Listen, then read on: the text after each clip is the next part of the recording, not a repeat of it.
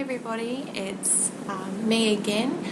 This is going to be my 23rd to 25th week update for my pregnancy vlogs, because I was a bit slack and I didn't get around to doing the earlier ones, and because there's been a couple of things have happened in the last few weeks, but nothing really exciting, so I thought I'd just bunch them all together and make one instead. So I'll start with last week, which was my 24th week.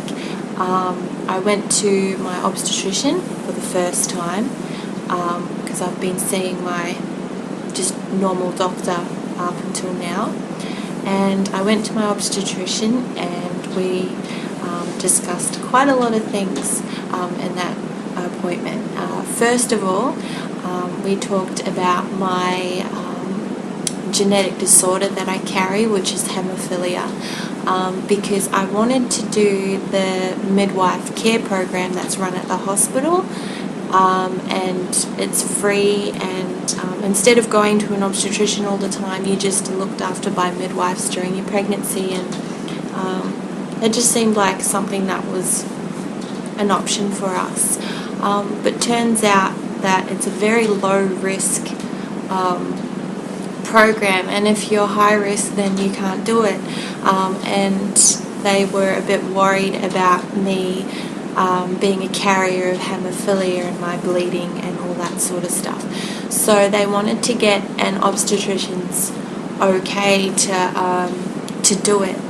And so I went to the obstetrician on September the 12th, which was last week, thinking that she was just going to be okay. You know, you're only a carrier, it's not like you have the full-on disorder, but that wasn't the case. She wanted to liaise with a couple of other obstetricians about my potential risk and stuff, because the normal range of blood clotting in a person is from 50 to 200. That's the normal range. I'm at 52 or 53, I can't really remember. And my dad, who has hemophilia, is at 1%, so he doesn't clot at all. I rung up in Melbourne because they were thinking that I was going to have to travel down to Melbourne to have the baby if he or she had hemophilia, but turns out she's a girl, so she's just going to be a carrier like me. So they said that I'll be fine to give birth in where I live, because she's a carrier, and because I'm still in the normal range of the blood clotting range, and they said that it's not too bad and that I can keep going along with the pregnancy and stuff. But speaking to my obstetrician, she's more concerned about me now. We're not so worried about the baby because she is a carrier.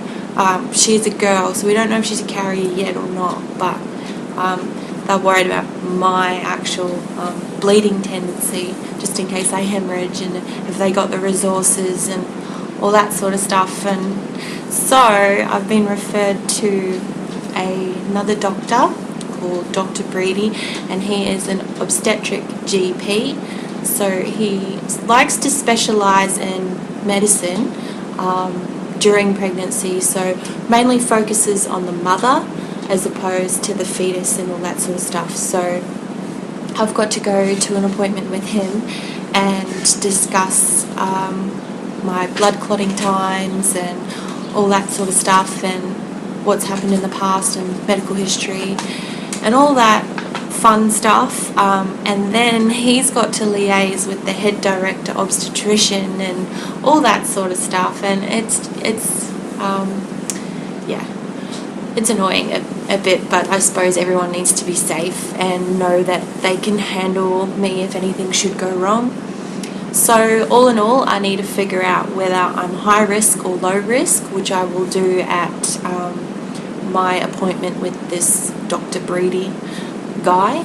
If I am low risk and he says that I don't have a chance of, well, I'm not at any more risk than anyone else of bleeding and carrying on, then I'm more than welcome to do the midwife care program, which is what I wanted to do. If he decides that the risk is too great and that I probably am going to bleed more than anyone else and all that sort of stuff, then I won't be doing the midwife care program, and I will just stay with my obstetrician. And my care, I'm probably going to have to go to Melbourne. That's something we've also got to figure out. So I think I've covered all of that. So after we discussed the whole haemophilia thing and the fact that I might actually still have to go to Melbourne to have my baby, I had my actual proper appointment with the obstetrician. So she sat me down, she examined my breasts, my blood pressure, and all that good stuff. And then she went to feel my belly and measure my belly, and turns out my actual fundal height, which is the height of where you curve and all that stuff, is measuring at 36 weeks, even though at the time I was 24. So I was measuring at 37 centimetres, and I'm not too sure what I was supposed to be. I probably should have asked, but I do know that I was measuring at 37 centimetres. And so she wants to know why. Why am I measuring like I have 4 weeks to go when I have 15? So she said that that can be caused by polyhydramnios. So I could have heaps of fluid in there, and that is bad because the uterus only stretches so much, and if I had if I do have that condition, then I can go into preterm labour or something like that. And so they want to figure out if I have that and why I have that, and then if I need to get drained and that sort of stuff. It also, the size of me can also be caused by fibroids. So I could have like these growthy things in my uterus. So I don't think that's the case, because if I did, I'm pretty sure they would have been like shown up in scans that I've had, like my 20-week scan or my 15 or my 12 or even my dating scan at 8 weeks or 6 weeks, whenever it was. So I'm not too worried about the fibroids, because I'm kind of confident that if I did have something like that, it would have come up in my scans. There's also, she could just be really big, my baby, or it could just be a positioning thing. So my uterus could be just sitting up really high, or she's sitting really weird, or something like that. The other day I measured myself around, I think it was yesterday, I measured myself right around, and I am 114 centimetres, so 1 metre and 14 centimetres around. I'm 1 metre and 73 centimetres tall, so it was pretty weird to see that I'm so round. I have a friend who was 108 centimetres around at 30 weeks, so, but I don't think that really is vindictive of the size of my belly. I suppose an obese person is going to be more, measure more around at an earlier stage in pregnancy than someone who's a size 8 or whatever. So, but it was interesting for me anyway to see how big I was around as opposed to my fundal height. And I hadn't measured it since, well, I hadn't measured it at all. That's the first time I had done it. So it was pretty cool. So, upon her figuring out that, I'm measuring a lot further along than I am, I've been referred to Dr. Debbie Wass, who is a ultrasound diagnostic person, here. I went and saw her at 15 weeks because she's very good at what she does. She's like a specialist, and I went and saw her at 15 weeks. If you remember me saying in my other updates to find out the sex of the baby early. Usually you find out at 20 weeks, but I found out at 15 because I needed to organise whether I was going to get the baby tested for haemophilia because of the whole maybe having to go to Melbourne thing. So I went to her at 15 weeks, and now I've got to go back and figure out why I'm measuring so big. So that'll be cool. I'm pretty excited about seeing the baby again, so I get to have another scan, and I'm really excited about that, so that's really cool. That day I also booked into the hospital, so I had an appointment with a midwife nursey thing at the hospital. Me and Lance both went, and she asked me questions about my history and my health and all that sort of stuff, and the lighting's just gone really bad. I think the clouds have just gone over. I had a skylight in the kitchen, so the clouds have gone over, so I'm sorry that I look a bit dark, but anyways, I'll fix that, hopefully. So she asked me questions about my health and my history and my family history and all that sort of thing. Put it into the computer, and she asked me if I plan on breastfeeding, which I do. Hopefully I can. If not, then that's not a big deal, but yeah, I plan on doing that. And I think they're really big on breastfeeding at that hospital, which is a good thing, I suppose. They say breast is best, but I'm open to anything, and I don't think anyone should be forced into doing something they don't want to do, or be made to feel bad for not wanting to breastfeed or anything like that. But I do, and I think that it's best for my baby, so I'm going to, or try anyway. So we talked about that as well, and she told me the benefits of doing it and all that sort of stuff. And I also got given my first bounty bag. I don't know if people in America get it, or New Zealand, or any other countries. I don't know much about the whole thing since being pregnant, so it's all new to me. So I got this one.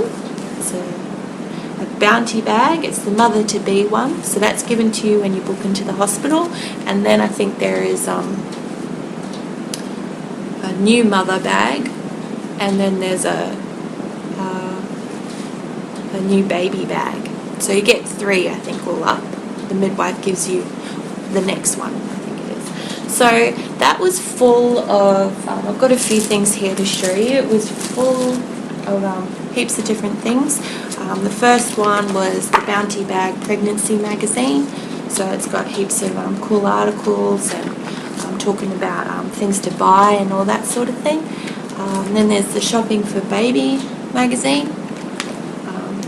So just a magazine full of different bits and bobs to buy and all that sort of stuff. And yeah, so it's cool to look through anyway. There was also a little mother and baby toddler magazine. It was full and full and full of pamphlets and information booklets and all that sort of stuff. This one was given to me at the hospital as well. I'm Rh negative blood, so I have negative blood with the rhesus factor missing, or whatever it is. So I'm Rh negative, so that's another complication, I suppose. So I'm going to need to get anti-D injections at 28 weeks and one at 34 weeks, I think, to stop my body producing antibodies to the baby if she has positive blood. It doesn't directly affect her, but my next pregnancy, if our blood mixes, which it probably will, during birth and stuff, her positive blood goes into mine, and my blood, in theory, recognises the foreign bodies of it, so it makes antibodies against the positive blood. And the reason this is bad is because if I have another pregnancy and that baby's got positive blood, I already have the antibodies running through my body, and they start rushing into the pregnancy, and yeah, causing all sorts of trouble for the baby, and I don't think it's very good. So that's why they give me anti-D injections just as a precaution at 28 and 32 weeks, I think it is, and that stops my body from making the antibodies if she is positive, but we don't know until she's born, obviously, so that's another complication that I have. I also got in the Bounty bag, I also got a couple of freebies. There's little Huggies newborn nappy, a maternity sanitary pad from Libra, a free one. There's a little baby checklist booklet from Baby Bunting. It's like an online baby store, I think, that we have, and it's just something interesting to have anyway. I don't plan on getting anything from there, but I thought the checklist was kind of cool, so I like that. Also, there's a little flyer here to inform everyone that if you join the Huggies website, you can get a free pair of hot milk maternity briefs. I've already got them. I signed up again. I've got 2 accounts on there, but I signed up and got them. I can't actually find them to show you, but they are exactly like those ones there. So they're very nice and really pretty, and you get to choose your size and everything like that. So yeah, if you're an expectant mother and you've yet to sign up to the Huggies website, I don't know if this is a worldwide offer or just in Australia, but if you sign up to Huggies and you can get some free maternity underwear, like lingerie, sent to you, so that's really nice, and I signed up for that too. I also got a free little sample thing of the Panthen, the nappy rash cream, as well as the Pseudo cream. It's a healing balm, so I got that as well. And I also got a little tube of Palmer's stretch mark cream, which I've been using because I have yet to, it's really bad, but I've yet to be putting any cream on my belly or anything for stretch marks. But I've obviously started moisturising and stuff now to try and stop it, because I've been pretty good, pretty lucky. I actually do have a couple of stretch marks coming through. I have one on each hip around where I have my white sort of puberty stretch marks I got. Back during puberty I got a few stretch marks on my hips. They turned white and they're fine. You can't really notice them, but I have two, one on each hip now that are purple and starting to come up, so I was like, oh damn it, but that's okay. And actually I'll show you my belly. I'll show you my belly. This is my belly. As you can see, there's one stretch mark and I have one here too. And if you have a look, don't know if you can see, I had my belly pierced, and these little marks here are actually stretch marks. I asked my obstetrician because I noticed that there were these little red marks coming up near where my belly piercing was, and I didn't have any marks there before, and I was wondering why the hell it was coming there, and do I have an infection and all that sort of stuff. Turns out that they are stretch marks starting because I had a hole there and it weakens the skin, so yeah, I'm starting to get stretch marks there. So that is one thing to watch out for if you've had your belly pierced or considering getting it done. When you get pregnant, your belly stretches, and because you've already weakened the skin a little bit, you might get stretch marks there. Some people don't, but yeah, and I was a bit annoyed because I thought I was doing so well without getting any stretch marks and stuff like that, so yeah. And I best finish up soon because this is going to be a really long video. I thought I'd show you a few of my favourite baby things that I've gotten so far. So just quickly, I have some beautiful pink animal print bibs. I love animal print, and yeah, these are just gorgeous, so they are probably my favourite things at the moment. I've gotten a few bits and pieces of clothing. It's got like a little bird. I really love patchworky sort of things for babies, and I love owls, and as you can see I made that quilt that I showed in my 22-week video, so I'll put a link to that if you have yet to see it. So I've got little pants as well. We went to a baby bazaar market that was held in the local community, and it's a bunch of stalls. Everyone's selling their old baby clothes, and yeah, and we went there and got a few bargains. And I took my little sister, she's 10, and she bought this with her own money. It was only like $2, but she bought this as a present for the baby. So I think that's one of my favorite things, because it's so thoughtful and cute. And so I got the little dress, and that's from Auntie Jessie, so we got that. I bought this dress from Pumpkin Patch a while ago actually, and it was on special. It was supposed to be $40. Whoops, I had a little light going on here, but I think I've just run out. Yeah. Oh well, sorry about the lighting. I think that's my cue to go. So yeah, I got that for $20 instead of the $40, which was cool. And also my one of my cloth nappies that I've been collecting. This says just hatched. I think it's so cute. And this is a newborn size one.